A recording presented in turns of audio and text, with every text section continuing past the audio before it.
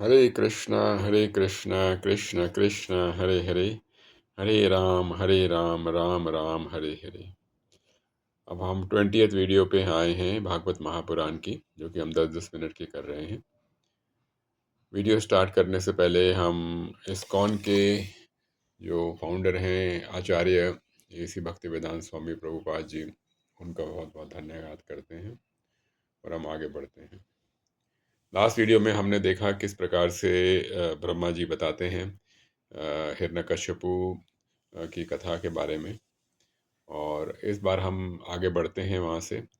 और कथा ये होती है कि जो दीति होती हैं, जो कश्यप मुनि की जो पत्नी होती हैं, उनने अपने गर्भ में जो उनके जो दो बेटे होते हैं, हिरण्यकश्यपु तथा हिरण्यकश्य, उनको 100 साल तक अपने गर्भ में धारण करके रखती हैं। उसके बाद उनका जन्म होता है, और जन्म होने के बाद ऐसा होता है कि वो दोनों तपस्या करते हैं, और तपस्या करने के बाद उनको ब्रह्मा से वर मिलते हैं। तीनों जो जो दुनियाएं होती हैं उनको हिरण्यकश्यप कंट्रोल करता है, और जो हिरण्यकश्यप होता है वो पूरे ब्रह्मांड में अलग अलग जगह जाकर ट्रैवल करता है।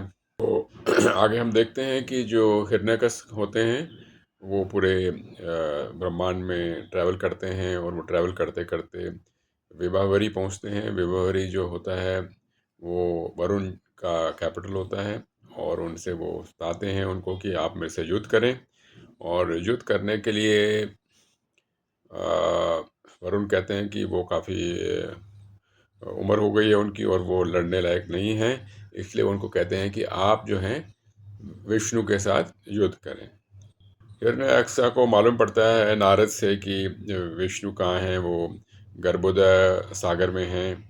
तो वो उनके खोज में वो गर्भोदय सागर में जाता है। वहाँ पे वो देखते हैं कि भगवान को एक वराह के रूप में यानी बोर के रूप में देखते हैं, और वहाँ जाते हैं तो वो भगवान विष्णु जो कि वराह के रूप में होते हैं उनके साथ काफ़ी अपशब्द बोलते हैं, और उनको जानवर कहते हैं, और वो काफ़ी सारे और अपशब्द उनको वो बोलते हैं।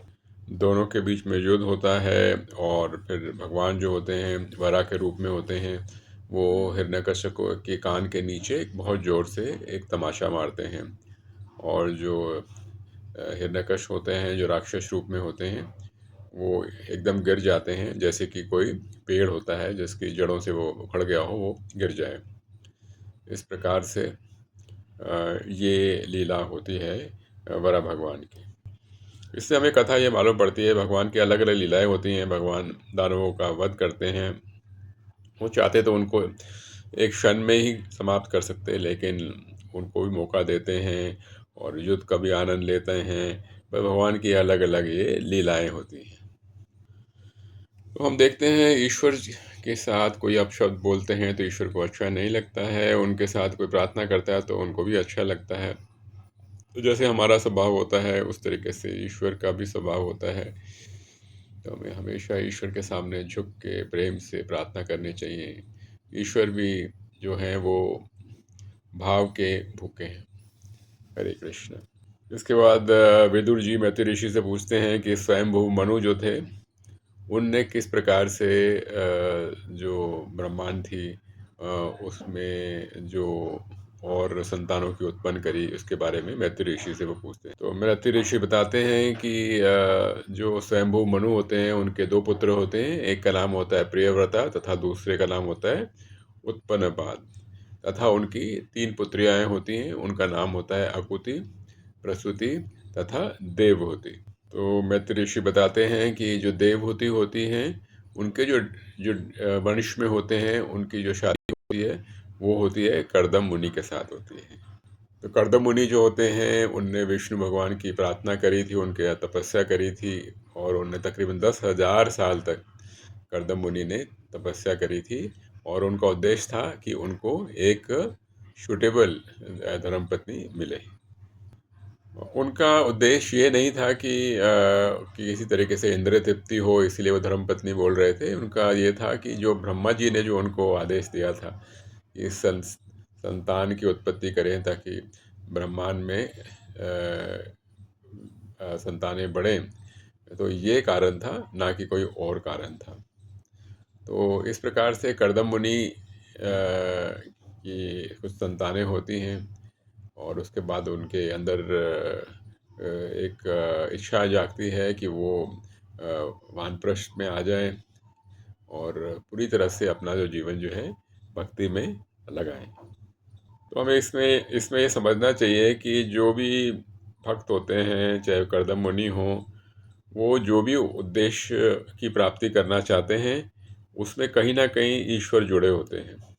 तो कर्दम मुनि भी संतान उत्पत्ति के लिए चाहते थे। वो संतान उत्पत्ति इसलिए चाहते थे कि वो संतान जो है आगे बढ़ के ईश्वर का, परमात्मा का, भगवान का यश, लीला और नाम बढ़ाएं। तो ये कारण था। तो ये कथा आती है कि कर्दम मुनि जो होते हैं वो पूरी तरह से तपस्या करते हैं। विष्णु जी जो उनके सामने आते हैं, बड़े प्रेम के साथ आते हैं और उनको कहते हैं कि जो आपकी इच्छा है वो पूरी होगी। और बताते हैं कि स्वयंभू मनु जो हैं वो वहाँ पे आएंगे और आके वो अपनी जो पुत्री है देवहूति को वो आपको देंगे शादी के लिए। तो विष्णु भगवान बताते हैं कि इस प्रकार से देवहूति के साथ आपके विवाह होगा और उसमें 9 डॉटर्स यानी पुत्रियों उत्पन्न होंगी और उन 9 पुत्रियों से काफ़ी सारे अच्छी संतानों का उत्पन्न होंगे। और वो बोलते हैं कि आपका हमेशा मेरे में ध्यान रहेगा। और वो कहते हैं कि और आपका जो पुत्र है कपिल, वो आपकी माता देवहूति को पूरी तरह से ज्ञान का सागर देगा। इसके बाद जो है विष्णु भगवान जो हैं वो अदृश्य हो जाते हैं। फिर जैसे विष्णु भगवान ने कहा था उसी प्रकार से ये होता है कि जो स्वयंभू मनु होते हैं वो अपनी पत्नी सतहतरूपा के साथ आते हैं तथा उनकी जो पुत्री होती है देवहूति के साथ आते हैं कर्दम मुनि के आश्रम में, जो कि बिंदु सरोवर में है, जैसे भगवान ने कहा था। तो कर्दम मुनि जो हैं वो स्वयंभू मुनि का बड़े आदर सत्कार के साथ वहाँ पे उनके आश्रम में उनको वेलकम करते हैं। और कर्दम मुनि भी उनको आराम से अच्छी तरह से बैठने को बोलते हैं और उनका बहुत ही आदर से सत्कार करते हैं। तो इसके बाद क्या होता है कि जो स्वयंभू मनु होते हैं और शतरूपा होते हैं, उनने देवहूति तथा कर्दम मुनि की शादी संपन्न करी उनने।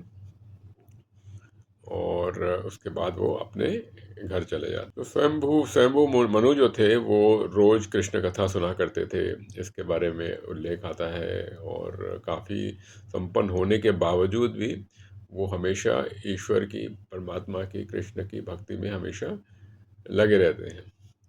तो जो भक्त होते हैं वो अपने दिनचर्या को इस प्रकार से करते हैं कि वो जो सबसे अच्छा टाइम होता है, श्रेष्ठ टाइम होता है, वो ईश्वर की तरफ लगाते हैं और बाकी के जो कारण हैं उसको वो बाद में करते हैं।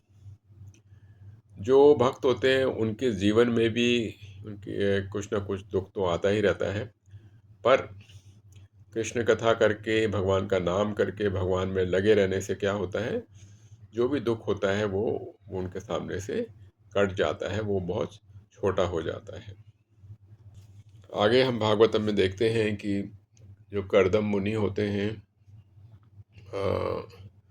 उनको जो देवहूति होती हैं पूरी तरह से उनकी सेवा करती हैं, पूरे प्रेम से, निष्ठा से, पूरी लगन के साथ। और इतनी सेवा करती हैं कि देवहूति होती हैं धीरे धीरे करके वो कमज़ोर पड़ जाती हैं। जो कर्दम मुनि जो होते हैं वो उनको देवहूति पे दया आती है और भक्ति करके कर्दम मुनि के साथ जो भी शक्तियाँ आती हैं उससे वो देवहूति को देते हैं ताकि वो भी उसका पूरी तरह से उसका लाभ ले सके। हरे कृष्ण कृष्ण कृष्ण हरे हरे, हरे राम राम राम हरे हरे।